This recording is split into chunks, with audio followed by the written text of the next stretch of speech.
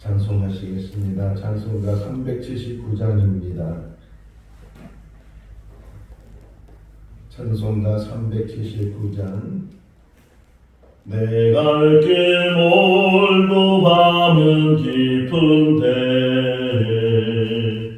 빛 대신 주 저보냥 집을 향해 가는 길 비추소서.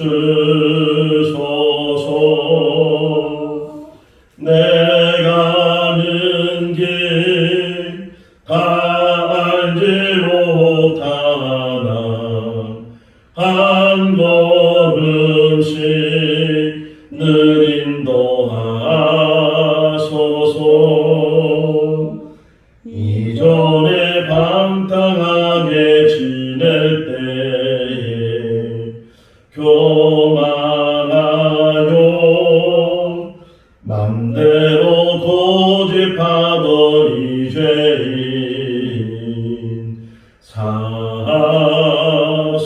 사소서.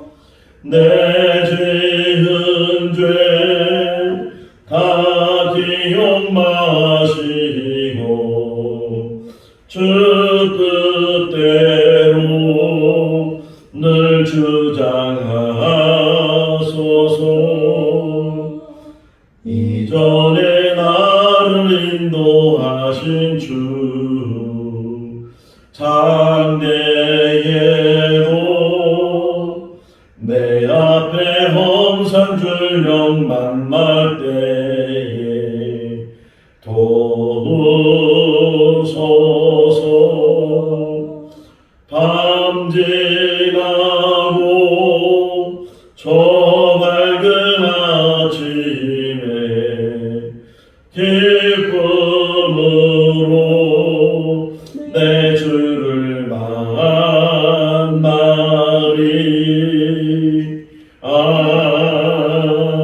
아멘. 창세기 29장 1절에서 20절 말씀입니다.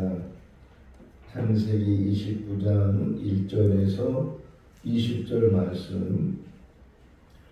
야곱이 길을 떠나 동방 사람의 땅에 이르러 본즉 들에 우물이 있고 그 곁에 양 셋대가 누워 있으니 이는 목자들이 그 우물에서 양떼에게 물을 먹임이라.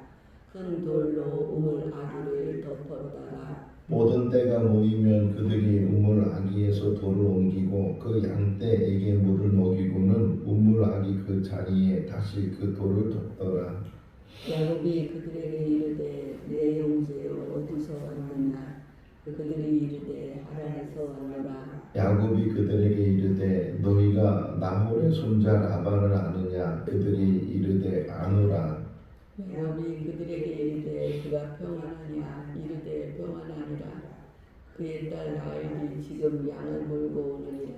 야곱이 이르되 해가 아직 높은즉 가축 모을 때가 아니니 양에게 물을 먹이고 가서 풀을 뜯게 하라. 그들이 이르되 우리가 그리하지 못하겠노라. 때가 다 모이고 목자들이 우물 아귀에서 돌을 옮겨야 우리가 양에게 물을 먹이느니라. 야곱이 그들과 말하는 동안에 라헬이 그의 아버지 양과 함께 오니 그가 그의 양들을 치고 있었기 때문이더라. 야곱이 그의 외삼촌 라반의 딸 라헬과 그의 외삼촌의 양을 보고 나아가 우물 아귀에서 돌을 옮기고 외삼촌 라반의 양떼에게 물을 먹이고 그가 라헬에게 입맞추고 소리내어 울며 그에게 자기가 그의 아버지의 생질이요 리브가의 아들됨을 말하였더니 라헬이 달려와서 그 아버지에게 알리매 라반이 그의 생질 야곱의 소식을 듣고 달려와서 그를 영접하여 안고 입맞추며 자기 집으로 인도하여 드리니 야곱이 자기의 모든 일을 라반에게 말하매 라반이 이르되 너는 상으로 내 열두기로다 하였더라. 야곱이 한 달을 그와 함께 거주하더니 라반이 야곱에게 이르되 내가 비록 내 생질이나 어찌 그저 내 일을 하겠느냐. 내 품삯을 어떻게 할지 내게 말하라.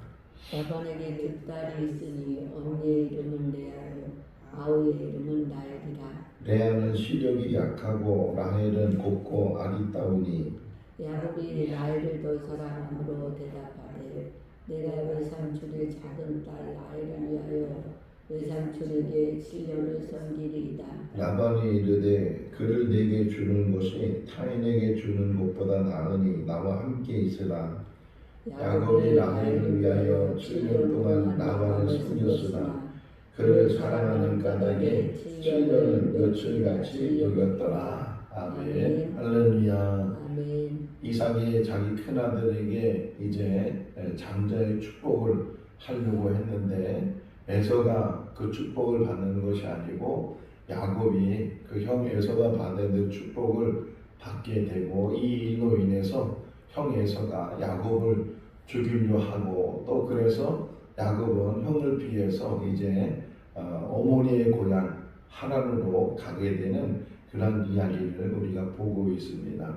어제 본 말씀은 이제 가다가 루스라는 곳에서 꿈을 꿨는데 거기서 하나님을 만나게 되고 하나님의 말씀을 듣게 되고 그래서 그 하나님을 만난 그 장소 자기가 돌 베개를 하고 잠을 잤던 그곳에 돌을 세워서 기둥을 만들고 그것을 베델이다. 하나님의 집이고 하늘의 문이다. 이렇게 고백을 하고 정말 하나님 말씀대로 자기가 다시 돌아오게 되면 이곳에서 내가 하나님을 다시금 섬기고 하나님 앞에 반드시 10의 1조를 드리는 그러한 삶을 살겠다. 이런 소원까지도 했던 야곱입니다. 자, 부엘세바에 살던 그 야곱이 어머니의 고향 하란까지 가게 되는데 거리를 대략 제가 이렇게 계산해 보니까 우리나라로 따지면 서울에서 부산까지 왕복거리, 그러니까 서울에서 부산까지 가는 거리도 뭔데 그 서울에서 부산까지 갔다가 다시 돌아오는 거리 정도를 지금 야곱이 떠나가고 있어요. 뭐 지금은 자동차가 있고 심지어는 비행기가 있어서 뭐 몇 시간이면 뭐 1시간도 안 돼서 비행기 타고 가면 그렇게 짧은 거리라고 할 수 있지만 이 야곱 당시의 시대는 또 막 급히 도망가다시피 해서 야곱이 뭐 또 교통수단이 있는 것도 아니고 걸어서 갔을 텐데 이 걸어서 그 서울에서 부산까지 왕복거리를 얼마나 힘들게 갔을까. 우리가 흔히 어려움 당했을 때 힘들었을 때 천신만고 끝에 이런 말 하잖아요. 너무 힘들고 어려우니까 천신만고 끝에 야곱이 그런 표현을 할 정도로 베델이라는 곳에서 하나님의 음성을 듣고 하나님의 약속을 받았지만 그게 하루아침에 이루어지지 않잖아요. 하나님의 언약과 하나님의 약속 아브라함에게도 하시고 또 이삭에게도 하시고 야곱에게도 하시고 또 여러 백성들에게도 하시고 또 우리들에게 하시는데 하나님은 분명히 약속하셔요. 복을 주겠다고 약속하셔요. 근데 그것이 그 다음날 막 확 일어나고 그것이 막 결과물로 나타나고 그런 게 아니잖아요. 오랜 시간이 필요하고 또 때가 되면 하나님이 정하신 때에 그 모든 약속하신 것들을 이루시게 되는데 어쨌든 베델에서 그런 꿈을 꿨지만 그 약속의 꿈을 받았지만 그럼에도 불구하고 야곱의 인생은 고생이에요. 고생길. 천신만고 끝에 어쨌든 그렇게 해서 하란 부근에 도착을 하게 됐는데 한 우물에 이제 앉아서 쉬고 있을 때 여러 목동들이 자기들이 치는 양떼를 데리고 그 우물로 오는 거예요. 그러니까 서로 안부를 묻죠. 어디서 왔느냐고 묻게 되고 그러니까 그 양을 데리고 온 목자들이 우리가 하란에서 왔다. 너무 반가운 소리잖아요. 우리가 어디 갔다가 이렇게 자동차로 진천쯤에 돌아와서 진천 글씨만 봐도 너무 반갑죠. 야 이제 다 왔다 이렇게 마음이 어떤 안정이 생기고 그러는 것처럼 지금 그 어머니 고향 하란을 또 찾아가는데 하란에서 온 사람을 만나니까 얼마나 반갑겠어요. 그래서 묻기를 부두엘의 손자 라반을 아느냐 이렇게 물으니까 우리가 라반은 잘 알고 있다. 라반의 딸인 라헬이 이제 그 양들을 몰고 이곳에 올 것이다. 이런 말을 들으니까 너무 흥분되는 거예요. 그 정말 고생 끝에 어떻게 거기에 도착을 해서 이제 삼촌을 찾아야 되는데 삼촌을 이렇게 물어보니까 그 사람들이 너무 잘 알고 있고 그 딸이 지금 이곳으로 오고 있다고 하니까 막 어떤 면에서는 야곱이 설레는 마음으로 지금 그 라헬을 기다리고 있는 거예요. 근데 이제 딱 만났잖아요. 만났는데 이 뒷부분에 설명하는 것이 레아는 실력이 약했고 라헬은 안 있다 왔다 이렇게 표현하고 있는 것처럼 어떤 면에서 이 야곱이 첫눈에 반한 거예요. 그래서 결국은 뒷부분에 보니까 그 라헬을 아내로 얻기 위해서 7년 동안 일해줄 수 있는 그런 야곱인데 첫 만남이 거기서 이루어지게 됐다. 자, 근데 여기 하나 제가 은혜받은 게 8절 말씀이거든요. 8절 한번 읽어볼까요? 그들이 이르되 우리가 그리하지 못하겠노라. 때가 다 모이고 목자들이 우물 막기에서 돌을 넘겨야 우리가 양에게 물을 먹이느니라. 지금 목자들이 양을 이제 데리고 왔을 때 야곱이 뭐라고 표현하냐면 왔으니까 빨리 이 양들에게 물을 먹이시오. 먼저 온 사람들이 물을 먹이시오. 이렇게 야곱이 얘기를 했단 말이에요. 그런데 그 목자들이 아니 우리 그렇게 할 수는 없어요. 우리가 지금 다 모여야 됩니다. 우리 몇몇 사람이 모였다고 해서 우리가 먼저 왔다고 해서 양에게 물을 줘서는 안 되고 여기 우물에 오는 모든 사람들이 모였을 때 그때 같이 물을 줘야 됩니다. 그래서 그 우물에 큰 돌로 막아놨다는 거예요. 혼자는 못 들을 정도의 큰 돌, 남자 몇 사람이 같이 힘을 모아야 그 우물 뚜껑을 열 수 있고 옮길 수 있고 그 우물의 물을 이제 여러 가축들에게 줄 수가 있고 또 다 주고 나면 또 그 돌을 다시 우물에 메꿔서 이렇게 막아서 그래서 그냥 아무 개인이나 혼자 물을 쓰지 않도록 공동으로 그 물을 쓰도록 그러니까 먼저 온 사람이 내가 먼저 왔다고 해서 내가 먼저 물을 먹이는 것이 아니고 다 올 때까지 기다렸다가 이걸 읽으면서 옛날 우리나라가 생각이 나세요. 뭐 정말 가난한 그런 때였지만 그럼에도 불구하고 서로 이웃 간에 정이 있었고 이 둘이라는 거 기억나세요? 둘이라는 조합이 있었잖아요. 이게 조합이 아닌 조합인데 이 둘에는 서로 품앗이 하는 거예요.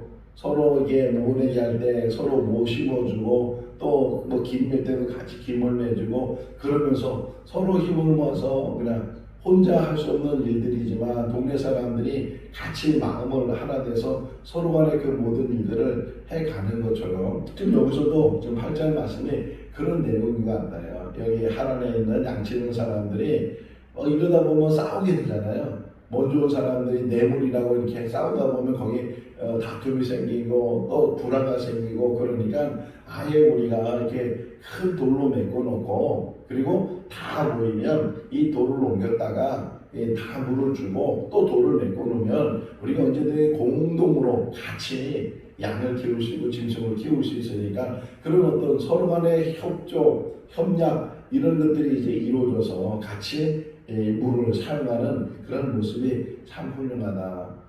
우리나라가 그런 때가 있었는데 이제는 뭐 이웃집에 뭐 누가 사는지도 모르고 이웃집이 무슨 일을 하는지 뭐 서로 돕는 얘기도 잘 못하고 그런 일들이 우리가 흔히 그러잖아요. 인색해졌다고. 그것이 이웃만 그런 것이 아니고 교회 안에서도 그런 일들이 일어나게 되고 그런 모습을 보면서 정말 우리가 어떻게 이 교회 공동체를 만들어 가야 되겠는가. 내가 먼저 왔다고 내 것이라고 그것이 아니고 이 사랑의 공동체를 누리면서 같이 모여서 식사할 때도 마찬가지죠. 식사할 때 같이 모여서 식사하고 이제 제가 한번 얘기한 기억이 나는데 오래전에 어느 세미나에 갔는데 뭐 그 세미나 내용도 참 좋았지만 식사하면서 제가 은혜 받았는데 한 7, 80명이 이제 모여서 교육을 받고 세미나에 참석을 하고 이제 점심때가 되고 저녁때가 되면 식당으로 다 옮겨서 밥을 먹는데 근데 거기서는 마지막 사람이 들어와야 밥을 먹는 거예요. 그러니까 먼저 왔다 해서 빨리 밥을 먹는 것이 아니고 기다렸다가 물론 배식을 받아요. 배식을 받아서 자기 테이블에 두고서 그러면 먼저 온 사람은 국이 식을 거 아니에요. 오히려 늦게 온 사람이 국이 더 따뜻할 수도 있는데 그거 상관하지 않고 그냥 마지막까지 온 사람이 딱 거기에 도착을 하면 그때 같이 기도를 하고 같이 식사를 하는 것이 기억이 남아요. 이게 오히려 사랑의 공동체가 되는 것이고 교회 공동체가 되는 것이다. 그런 모습을 가졌는데 여기 8절이 그것이 생각나도록 옛날 우리나라의 두레라는 그런 서로 협력하고 서로 협동하고 흔히 상부상조한다 그러잖아요. 상부상조하는 그런 모습. 어쨌든 라헬이 와서 이제 야곱이 봤는데 첫눈에 반하는 거예요. 그래서 라헬에게 자기가 누구라고 신분을 밝히죠. 그 라반의 그 여동생 리브가의 아들이다 이렇게 신분을 밝히게 되니까 얼마나 반갑겠어요. 뭐 지금은 교통수단이 좋으니까 얼마든지 친정에 가기도 하고 또 왜 뭐 동생 여동생 집에 오기도 하고 그럴 수 있지만 이 당시만 해도 한번 시집 가면은 한번 멀리 이것도 얼마나 거리가 멀어요. 그러다 보니까 서로 소식도 없이 수십 년을 지냈는데 그 수십 년 소식도 흔히 무소식이 희소식이라고 아무 소식이 없을 때는 아무 일이 없는 것처럼 그 생각이 돼서 그냥 잘 지내는 보다 이런 생각이었었는데 그 자기 여동생 아들이 여기까지 찾아왔다고 하니까 얼마나 반갑기도 하고 그래서 그 라반이 라헬의 말을 듣고 이제 쫓아 달려갔어요.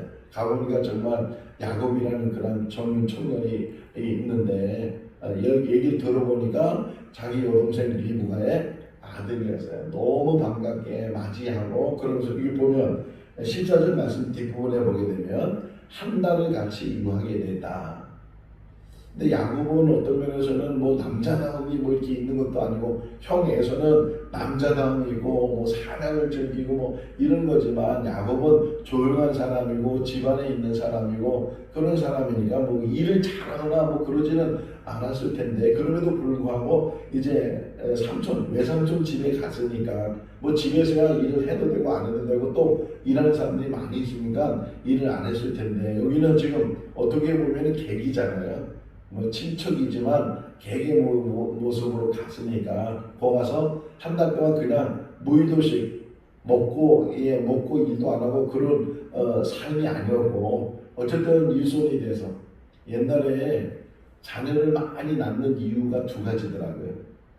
하나는 이 어릴 때 죽는 거예요. 어릴 때 뭐 전염병으로 죽기도 하고 그러다 보니까 자녀를 많이 낳아야 그래서 어느 목사님 설교하면서 자기가 이제 누이들도 많고 그러는데 그 많이 낳는 이유 중에 하나가 막 죽으니까 그래도 그 중에 이제 몇 사람 남으라고 그럴 때면 하나도 안 죽고 다 그냥 살았다고 그래서 가족들이 형제들이 많아졌다고 이제 그런 이야기를 한 기억이 나는데 어쨌든 자녀가 일찍 죽으니까 어쨌든 그 중에서도 많이 나서 그래서 하나 둘이라도 더 이렇게 키울 수 있도록 또 하나는 노동력이에요.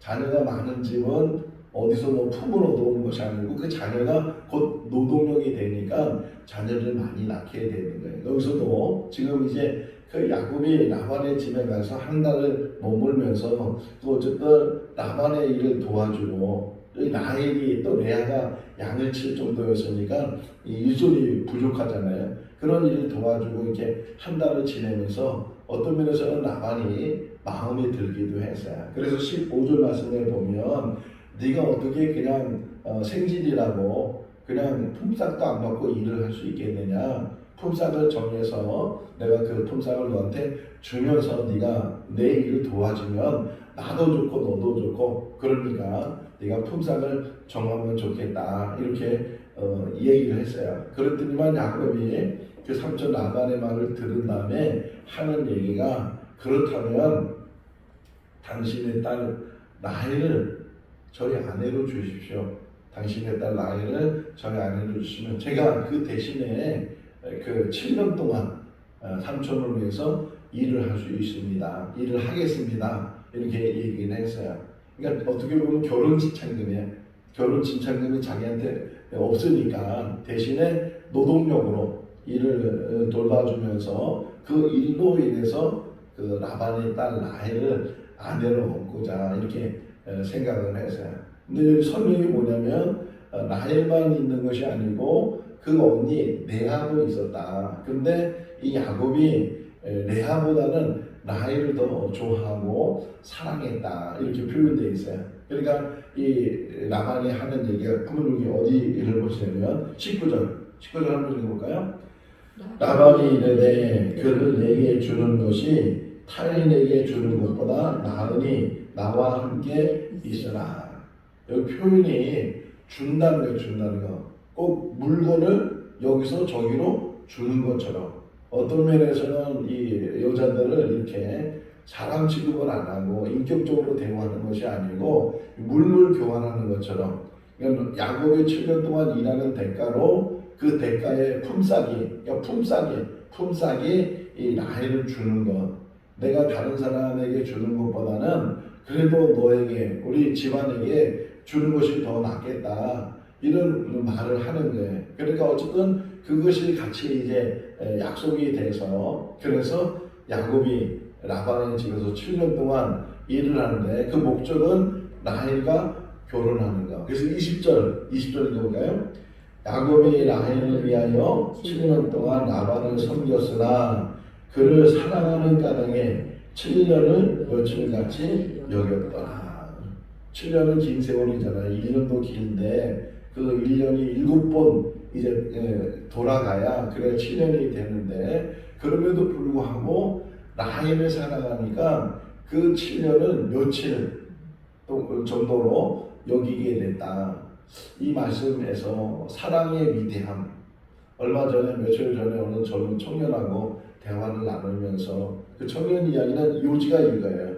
사랑이 있고 성공이 있는데 나는 사랑보다는 성공을 택하겠다.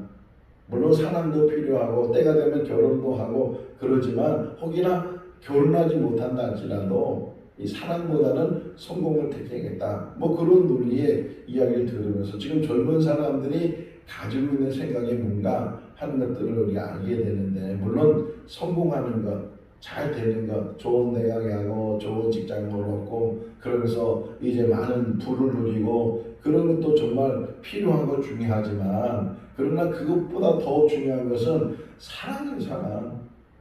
아니 우리의 존재가 어떻게 생긴 거예요? 부모님이 계셨기 때문에, 부모님이 서로 사랑했기 때문에 우리가 이렇게 태어나기도 하고 이 땅에 존재하기도 하는데, 성공만 향해서 가게 되면 그러면 그 사랑이 없는 그 사회 속에서 점점점 우리나라 심각한 미래가 뭐예요? 인구가 점점 감소된다는 거죠. 우리나라는 1등을 좋아하는데 그 1등이 좋은 곳에 1등이 되면 얼마나 좋겠어요. 근데 나쁜 곳에 1등이 되는 경우도 많이 있잖아요. 그 중에 하나가 출산율이 제일 적은 나라.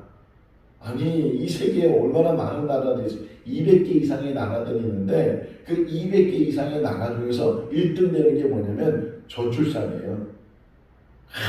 이 애를 낳고 해도 이 젊은 청년들이 아까 며칠 전에 만난 그 청년처럼 결혼에 대해서, 아니 결혼하려면 집도 장만해야 되고 결혼하려면 모든 것이 다 이렇게 갖춰줘야 그래야 할 텐데, 그것뿐만 아니라 결혼하게 되면 자기 시간을 빼앗기게 되고 아내 여자 때문에 또 자식 때문에 자기가 하고자 하는 일들을 하지 못하게 되는 것이 걸림돌이라고 생각하고, 그러니까 이것 때문에 결혼을 안 한다는 거예요. 뭐 누구 가수 노래처럼 뭐 연애는 필수, 결혼은 선택, 뭐 이런 가사가 있는데 그것이 지금 만연되어 있다는 거예요. 그런데 물론 못 사는 것보다 잘 사는 게 낫고 성공 못하는 건 성공하는 게 낫고 그런 게 나을 수 있지만, 그러나 혹 못 살아도 혹 성공하지 못해도 우리가 이 땅에 사는 삶 속에서 이 사랑 가운데 살아야 돼요.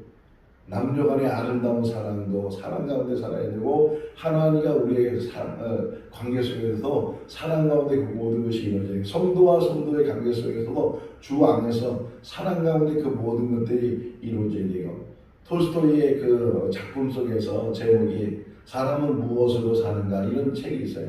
제목이 사람은 무엇으로 사는가. 다 나름대로 삶의 목적을 가지고 있는데 정말 하나님께서 원하시고 또 인간다운 삶은 뭐냐? 사랑이에요. 진실된 사랑.